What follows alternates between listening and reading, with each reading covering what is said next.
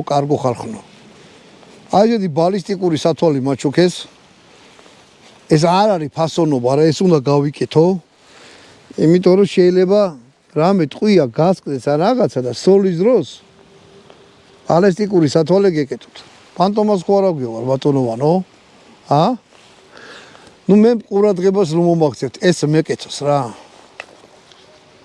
რომ აჩუქეს ხო უნდა მეკეთოს, მაგრამ მოდი ახლა იარაღზე ვილაპარაკოთ.